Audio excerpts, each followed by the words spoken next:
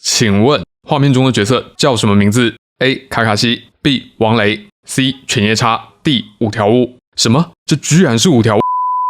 双鱼篇的最后一集，大家都看完了吗？才过去短短一天，我已经收到来自不同平台的无数私信，让我出期视频来吐槽一下第5集。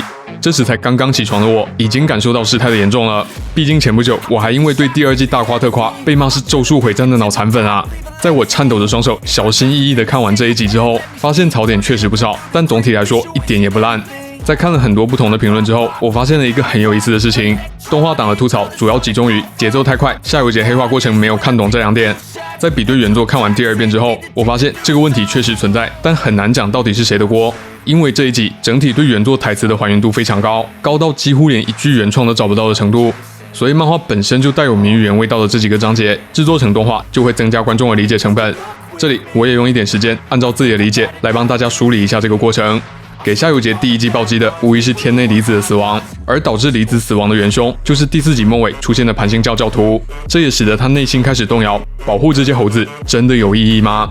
之后99游记到访，给他提供了一条可行的路径，为杀光非术士这件事找到了足以支撑的大义。之后灰原雄的死亡更是让他的内心无限接近那个极端，只差最后一根稻草。最后发生在村庄的事件也让他对这个世界彻底失去信心。在对村庄的剧情解读之前，容我先叠个假，以下内容仅代表个人理解，一切讨论和考据请以原漫画为准。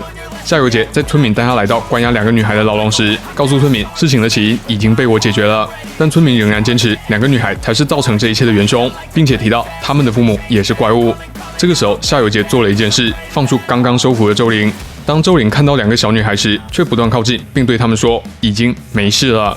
看到周灵的反应，夏油杰也明白了事情的真相。2个女孩和他们的父母都是觉醒了生得术士，但从未受过训练的咒术师。无知且愚昧的村民将他们视为怪物，活活逼死，导致他们的父母真的成为了咒灵。在夏油杰收服咒灵之后，他们甚至还想对2个女孩下手。这样的惨状让夏油杰像99说的那样，做出了自己的选择，屠杀100余名村民，彻底黑化，和过去的挚友渐行渐远。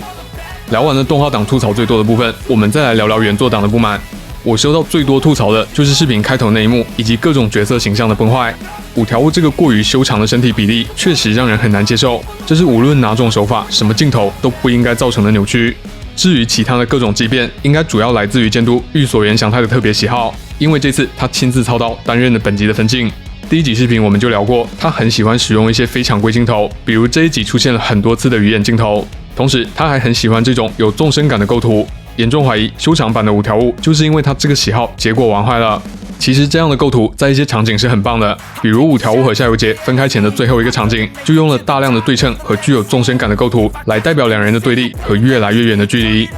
除了角色的崩坏以外，声优也是原作党的主要吐槽部分。这一集从 PV 发布开始，就有无数网友对子安5人配圣儿表示担忧，可能是因为第6实在太过深入人心，实际听下来好像也没有什么违和感。如果你不特别去提的话，我都很难把圣儿的配音跟第6关联起来。反而是99游记这里让我觉得是目前为止观感最差的，因为他的声优真的太老了，在昭和时代就已经出道了日高法子，今年已经61岁了。虽然我知道声优都是怪物，但99游记的配音还是明显让人能感觉到岁月的痕迹。其实他原本的声线还是很适合99的，大家可能不知道的是，他曾经配过犬夜叉里的桔梗。接下来让我们感受一下99游记原本应该有的声音。私はもう助からない。だから良いか楓、これを、この四魂の玉を私の亡骸と共に燃やせ。二度と再び悪しき者どもの手に渡らぬように。お前が私の後を追っていたことは気づいていた。分かっているのか？かけらを使うということがどういうことなのか。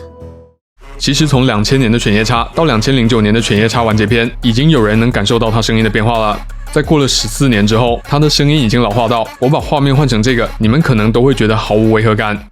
君がゲトウ君？どんな女がタイプかな？除了上面的槽点以外，其实这一集整体的观感是非常好的，尤其是声音的变化和画面的配合。比如夏油杰洗澡时，从淋浴声过渡到盘星教徒的掌声，还有99说出可行之后，一开始会被误认为是掌声的下雨声，以及新宿2人相遇的场景，通过车辆的经过来不断推进镜头，还有前面提到的纵深感塑造对立，都给这一集加分不少。看到这里，可能会有前几期就一直在看的小伙伴会问，这集的细节和彩蛋呢？放心，还是有的，只是因为数量不多，所以被我放到最后了。首先是夏油杰接手盘星教这里，他为了威慑其余的干部，用咒领当场压爆了原田先生。有意思的是，第4集里验收离子尸体的干部同样也姓原田，不知道是不是同一个人，原作中也没有详细交代。最后5条悟醒来的这张很贵的椅子是巴塞罗那椅，至于它为什么贵，感兴趣的小伙伴可以自行搜索，这里就不占用大家的时间了。本期视频到这里也接近尾声，最后提醒一下大家，接下来几周不会有第2季播出，会用剧场版和第1季炒2周冷饭，一直到8月31日才继续开始第2季内容。好了，今天就先聊到这里。如果你想提前了解后续剧情，可以进入我的主页查看漫画的完整解说视频。另外，别忘了关注订阅我，感谢你的观看，我是吴克光，我们下期再见。